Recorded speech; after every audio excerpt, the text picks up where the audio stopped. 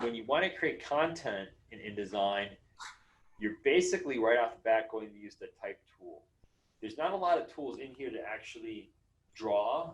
You do have a pen tool, but you're going to bring in most of your images directly from Illustrator or Photoshop. And I'll show you how that works. When you use the type tool, you have your guide set up. So I'm just going to add a column here.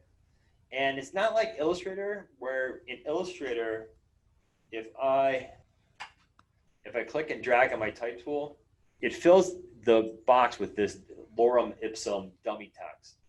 So InDesign doesn't do that like Illustrator is doing it. There is an option though where you go into type and say fill with placeholder text, and it kind of does the same thing. But right off the bat, it doesn't do it. If you do fill it with placeholder text, I'll go back to type and fill it with placeholder text. And then I'm going to take the text and I'm going to copy it and I'm going to paste it. So what happens with InDesign is you get this little box here, and it's a little box with the red box with a plus sign. You click on that, and then your cursor changes, and it looks like a little page, and then it has a bunch of text in there, and then you click and drag that, and it lets you basically flow the text from one box to the next. So now if I keep on cutting and pasting, you see how the text is flowing? And then whenever you have text that kind of overfills the box, this little box appears, and you just basically control click on it and drag again to get another column of text flowing. So that's kind of how the type tool works. You create frames and you fill it with text. Now to get an image into InDesign, you can do it a couple different ways.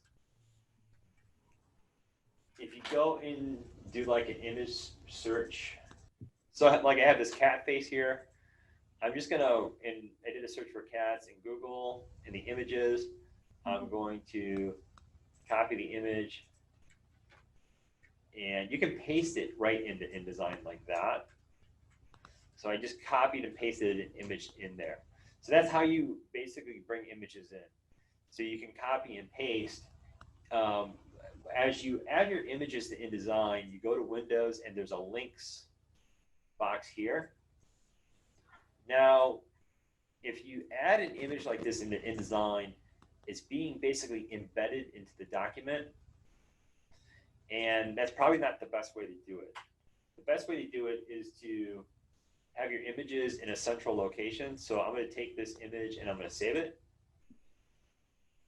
And I'll just save it onto my desktop, and I'll call it cat, save. And then when I go into InDesign, I can go to edit place. So you go to edit place or Ctrl D, and then you find that artwork. And then it appears as a miniature thumbnail with a little icon. It looks like a little mountain icon. And then when you have it set like this, what you can do is you can drag it, and it will drag up proportionally. And then you can kind of use those guides to snap it to where you want it to be. So this way you're kind of using the guides that you set up for your columns as a way to place your image. And the idea behind InDesign with columns, it kind of reflects the notion that there's a grid existing behind everything you do. And if you use the columns as a way to think about your page layout, then you're going to get a more uniform, kind of more pleasing design in your work versus, you know, taking something and kind of placing it anywhere. So the columns are supposed to help ensure that the layout aesthetically has a nice flow and a nice sense of balance to it. Now, when you add the image, and basically, let's see, image, there's a little link icon. So you see that link icon? So what that basically means is that that image is linked into InDesign itself. And if I right click on this, I have all these options. And one of these options is edit with, and you can say edit with Photoshop. So we'll talk about editing some of these images in Photoshop in another class. But basically what you do is you can edit the art in Photoshop and then it updates in InDesign itself. So the art is linked to the document. And that's important to know because when you, let's say, take this InDesign document and open it up on another computer, if the linked artwork is not there, then the link will be broken.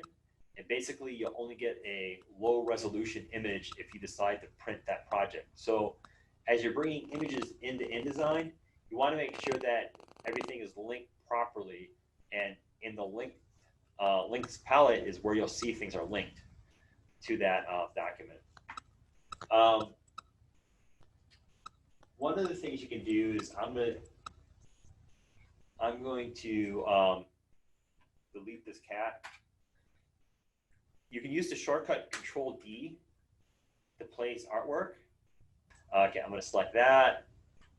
I'm going to control click, select something else. Control click this.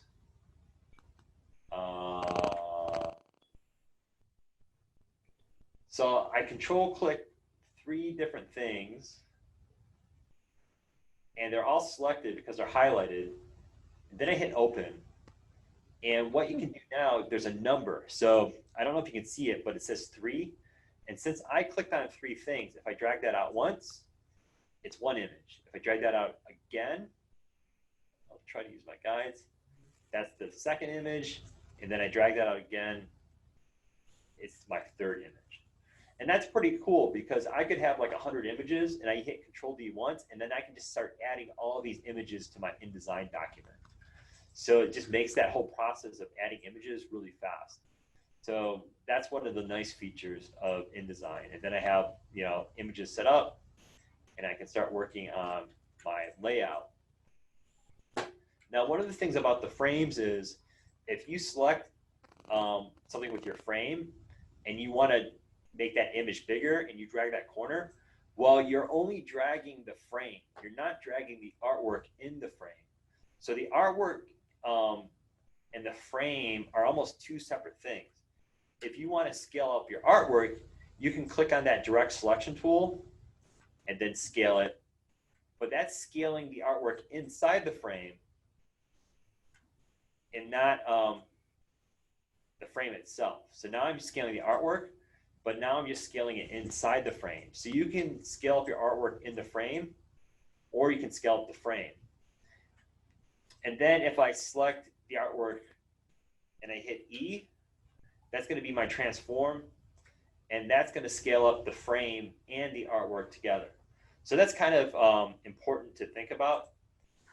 What happens a lot of times is you want to make your art bigger, and you select your direct selection tool, and you grab a corner here and you try to make it bigger, but nothing's bigger, just the frame.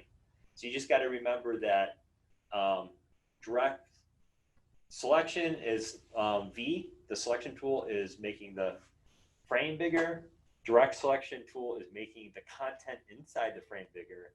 And then if you use selection and then go to transform, that's making both the frame and the content bigger at the same time.